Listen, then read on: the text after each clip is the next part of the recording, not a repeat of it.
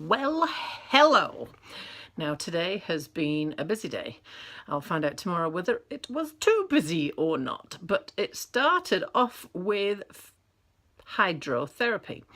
Now, the physiotherapist has referred me to this because I'm struggling to get my knee bend past 90.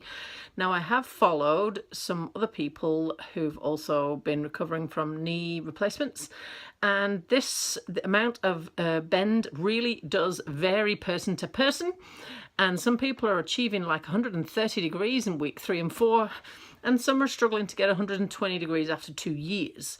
So the degree of bend that I've got, I'm not comparing it to anyone else, but I am frustrated by it because it's preventing me from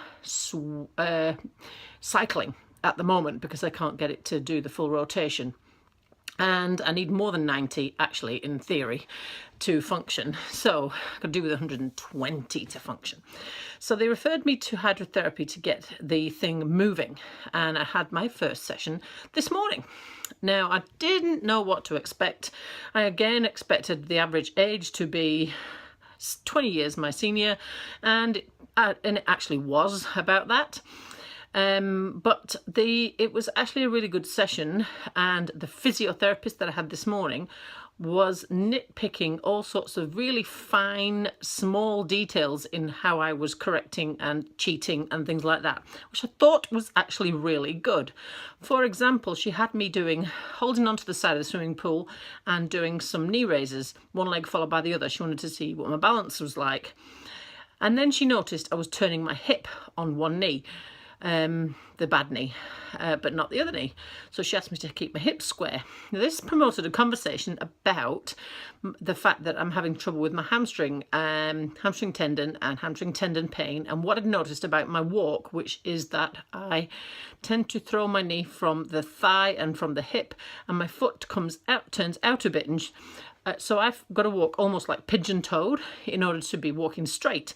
This is years and years of bad habits because of the pain. So I liked the fact she was picking this up. She had me walking with flippers, and I thought, sort of exercise is that? Till I realised how bloody high I had to lift my leg to clear the floor of the swimming pool with the flippers. Yes. So then she told me off because I was hip hitching. I was like, And this is how it went on. And so it actually really focused me on the fine-tuning details of getting this thing moving. And we were easily getting the flexion to 90 or so at the end. But because of my hypermobility, we were struggling to find a way of getting the outer hamstring to stretch. I could only really feel it mid-hamstring. So, yes. So hydrotherapy was a roaring success. I did like it, but I'm feeling really frustrated by the fact that they won't let me drive. So that's going to make going there twice a week really difficult because I can't get there on the other day that they run it. I can only get there on a Friday. So yes, feeling quite frustrated about that. I'm still not got the driving clearance because I actually can drive because I've tried it on a quiet back road and there's no problem. So come on, physio, let me drive the godforsaken car. Anyway, what else did I do today? So the rest of my day entailed coffee with a friend. And then a massage with Megan.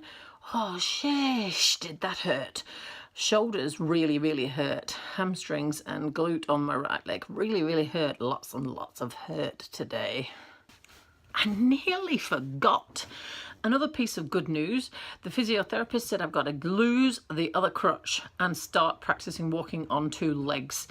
That's actually really hard because I was saying to her how I was really struggling with it, and I've got to to be able to walk in a straight line that's not got a limp. I have to go fat knee, thin knee to try and remind myself, because I said the 2 legs just don't feel the same. She said, yeah, and they might never feel the same. Nobody tells you that when you have a knee replacement, do they? That one leg does never feel like the other leg again. And it's not something you can even prepare yourself for. And it's not even something you can describe to someone else. Because if they've still got both their own knees, they're not going to have a clue what you're talking about. So that is going to be a challenge.